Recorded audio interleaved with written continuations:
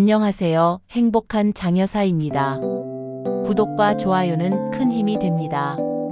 감사합니다. 저는 정미선입니다. 올해 45, 결혼한 지 20해가 되었습니다. 남편 재현이는 무역회사에 다니는 차장님이고 저는 전업주부로 살고 있어요. 그날도 아침 일찍부터 남편이 서둘러 짐을 챙기고 있었습니다. 여보, 이번에는 싱가포르에 한 달 정도 있어야 할 것 같아. 큰 프로젝트라서. 재현이가 넥타이를 매며 말했어요. 벌써 올해 3번째 장기 출장이었습니다. 승진을 위해서라니 뭐라고 할 수도 없었죠. 조심히 다녀와 밥은 잘 챙겨 먹고. 현관에서 배웅을 하고 나니 집안이 텅 빈 것 같았습니다. 거실 한편에 놓인 피아노가 눈에 들어왔어요. 결혼 전에는 피아노 강사를 꿈꿨는데 결혼하면서 뚜껑을 덮어둔 지 벌써 20년이 되었네요. 문득 건반을 만져보고 싶어져서 뚜껑을 열었습니다. 조심스럽게 도레미를 쳐보니 소리가 많이 망가져 있었어요. 그래도 옛날 좋아했던 곡을 연주해보고 싶어서 쇼팽의 야상곡을 천천히 쳐보기 시작했습니다. 1시간쯤 연주에 몰입하고 있을 때였어요. 현관 벨이 울렸습니다. 문을 열어보니 옆집에 사는 남자분이 서 있었어요. 안녕하세요. 옆집에 사는 최준호라고 합니다. 키가 크고 인상이 좋은 분이었는데 표정이 좀 곤란해 보였어요. 안녕하세요. 정미선입니다. 처음 보는 얼굴이었어요. 실례가 안 된다면 피아노 소리 때문에 그런데요. 제가 집에서 설계 작업을 하거든요. 소음에 조금 예민해서. 그제야 깨달았습니다. 새로 이사온 이웃에게 피해를 끼쳤구나. 아이고, 죄송해요. 몰랐어요. 앞으로 조심하겠습니다. 얼굴이 빨개져서 사과했어요. 아니에요. 피아노 연주 잘하시더라고요. 다만 시간대만 조금. 네, 정말 죄송합니다. 어색한 첫 만남이었지만 그의 배려 깊은 말투가 인상적이었습니다. 그 일이 있고 며칠 후 시장에서 장을 보다가 너무 많이 산 김치를 어떻게 할까 고민하고 있었어요. 문득 옆집 생각이 났습니다. 사과의 의미로 좀 가져다 드리면 어떨까 싶어서 예쁜 반찬통에 담아갔어요. 안녕하세요. 지난번에는 정말 죄송했어요. 김치 좀 담갔는데 많이 해서요. 준호 씨가 문을 열어주며 반갑게 맞아주었습니다. 어머, 이렇게까지 하실 필요 없었는데요. 고맙습니다. 그때 안에서 어린 여자아이 목소리가 들려왔어요. 아빠 누구세요? 옆집 이모야, 인사드려. 초등학교 3학년쯤 되어 보이는 예쁜 아이가 나왔습니다. 안녕하세요, 이모. 저는 최서연이에요. 안녕, 서연아. 이모는 미선이에요. 아이가 너무 귀여워서 웃음이 절로 났어요. 이모 피아노 정말 잘 치시던데 저도 배우고 싶은데 아빠가 바빠서. 서연이가 아빠를 올려다보며 말했어요. 준호 씨가 미안한 표정을 지었습니다. 아내가 2년 전에 병으로 세상을 떠나서 혼자 키우고 있어요. 피아노 학원에 보내주고 싶은데 시간이 맞지 않네요. 순간 가슴이 짠해졌어요. 혼자서 딸을 키우는 것도 힘들 텐데. 그럼 제가 시간 날 때 조금씩 가르쳐 줄까요? 예전에 피아노 강사를 꿈꿨거든요. 제가 말하자 서연이 눈이 반짝 빛났어요. 정말요? 와, 좋아요. 그럼 폐가 되지 않을까요? 준호 씨가 조심스럽게 물었습니다. 전혀요. 저도 오랜만에 피아노를 쳐보니 좋더라고요. 서연이가 함께 해주면 더 즐거울 것 같아요. 그렇게 우리는 자연스럽게 가까워지기 시작했습니다. 서연이라는 다리가 있으니 어색하지 않았어요. 그 다음 주부터 서연이가 우리 집에 와서 피아노를 배우기 시작했어요. 처음에는 기초부터 천천히 가르쳤는데 아이가 워낙 열정적이라 금세 늘었습니다. 이모, 이 곡은 뭐예요? 너무 좋아요. 서연이가 제가 치던 쇼팽 야상곡을 듣고 물었어요. 이건 쇼팽이라는 작곡가가 만든 곡이야. 이모가 학창 시절에 가장 좋아했던 곡이야. 학창 시절요? 그때도 피아노 치셨어요? 응, 고등학교 때 피아노부 부장이었어. 콩쿠르도 나가고 그랬지. 그 얘기를 하다 보니 문득 고등학교 시절 생각이 났어요. 음악실에서 연습하던 그 시절, 항상 창가에서 건축 잡지를 보던 한 남학생이 있었는데 이름이 뭐였더라? 최준호. 설마 그 준호가. 그때 준호 씨가 퇴근해서 들어왔어요. 오늘도 레슨 받았구나, 서연아. 미선 이모한테 감사 인사드려. 네, 이모 고마워요. 서연이가 저에게 인사를 하고 준호 씨와 함께 집으로 갔어요. 그 뒷모습을 보며 문득 의문이 들었습니다. 그의 성이 최 씨고 건축 일을 한다고 했는데 혹시 그날 밤 고등학교 졸업 앨범을 꺼내서 찾아봤어요. 3반 최준호. 맞았습니다. 그때 그 조용하고 성실했던 남학생이 바로 우리 옆집에 살고 있었던 거예요. 그런데 그는 저를 기억할까요? 27년이 지났는데 다음 날부터 준호 씨를 볼 때마다 이상했어요. 고등학교 때 그 남학생이 맞는지 확신이 서지 않았거든요. 그러던 중 동창회 총무로서 해야 할 일이 생겼습니다. 올해가 졸업 25주년이라 기념 동창회를 준비하고 있었어요. 이번 동창회 장소는 어디로 했어? 동기 영희가 전화로 물었습니다. 호텔 연회장 예약했어. 그런데 연락처 모르는 애들이 몇 명 있네. 누구누구? 최준호 기억나? 건축과 갔던 애. 아, 그 조용하던 애? 그 애 왜? 연락처를 못 찾겠어서. 혹시 너 알아? 몰라. 그런데 너 그 애 좋아하지 않았어? 영희의 말에 가슴이 뛰었어요. 아니야, 무슨 소리. 에이, 거짓말. 음악실에서 연습할 때 항상 그 애 쳐다보던 거 다 봤어. 전화를 끊고 나니 얼굴이 빨개졌어요. 그때는 정말 순수한 감정이었죠. 건축부 남학생이 음악실 창가에서 공부하는 모습이 멋있어 보였고 가끔 제 연주를 들어주는 것 같아서 더 열심히 쳤던 기억이 났어요. 그런데 졸업 무렵에 오해가 있었죠. 준호가 저에게 편지를 건네려다가 다른 남학생에게 들켜서 놀림받는 걸 봤어요. 그때 저는 부끄러워서 피해버렸고 그 후로는 서로 어색해져서 졸업까지 대화 한 번 못 나눴죠. 이번에는 용기를 내보기로 했어요. 서연이 레슨이 끝난 후 준호 씨에게 물어봤습니다. 혹시 미림 고등학교 나오셨나요? 그가 깜짝 놀라는 표정을 지었어요. 네, 그런데 어떻게? 저도 미림고 나왔어요. 3반이었는데. 정미선 설마 음악부였던 그 미선이? 그의 눈이 커졌어요. 네, 맞아요. 피아노부 부장이었죠. 와, 정말 오랜만이네요. 그때 연주 정말 잘하셨는데. 서로를 알아보니 갑자기 어색해졌어요. 그 시절의 순수했던 감정들이 되살아나는 것 같았거든요. 고등학교 동창이라는 걸 알고 나니 더 자주 마주치게 되었어요. 서연이 레슨도 있고 가끔 우연히 마트에서 만나기도 했고요. 그런데 준호 씨가 예전보다 더 친근하게 대해주는 게 느껴졌어요. 미선 씨, 남편분은 자주 출장 가시나 봐요. 어느 날 복도에서 마주친 준호 씨가 말했어요.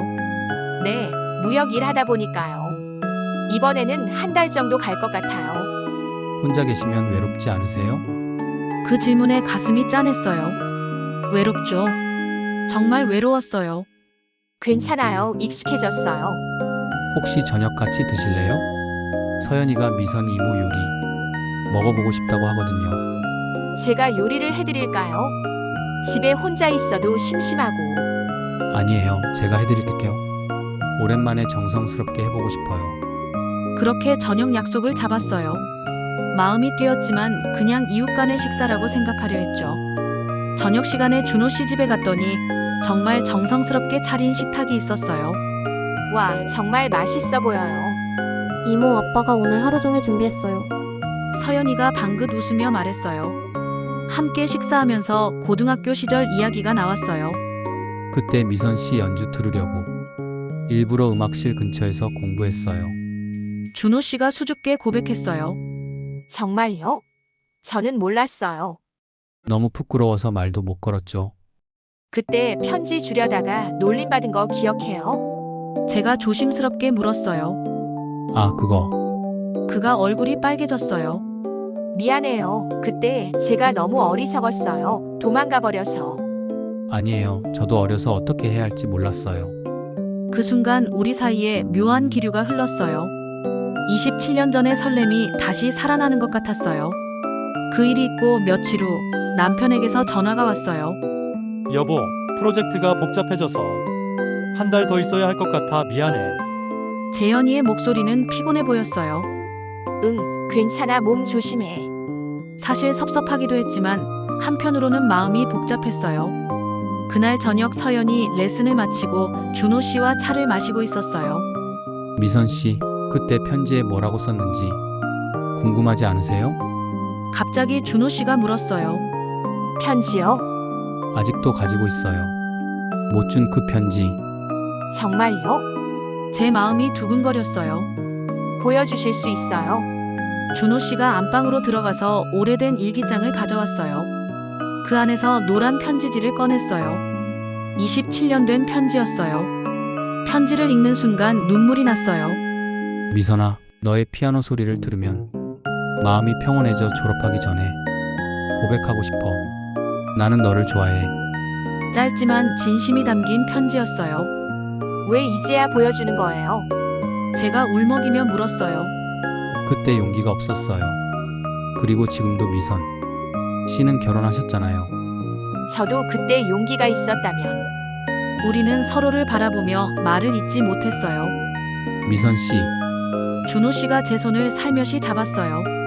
지금이라도 늦지 않았다고 생각해요. 우리 다시 시작할 수 있지 않을까요? 그 말에 제 마음이 흔들렸어요.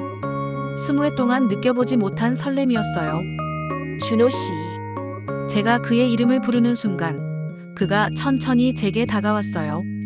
그리고 우리는 자연스럽게 키스를 했어요. 달콤하고 따뜻한 입맞춤이었어요. 27년 만에 이루어진 첫 키스였죠. 키스가 끝나고 우리는 서로를 바라보았어요. 미안해요. 준호 씨 저 결혼했는데. 미안한 건 저예요. 하지만 후회하지 않아요.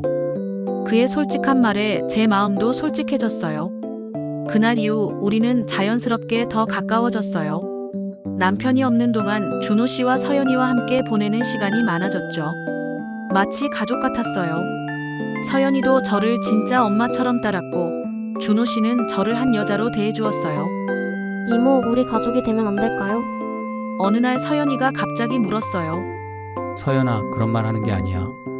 준호 씨가 당황해서 말렸지만 아이의 순수한 질문에 제 마음도 흔들렸어요. 서연아, 이모도 서연이와 아빠를 정말 좋아해.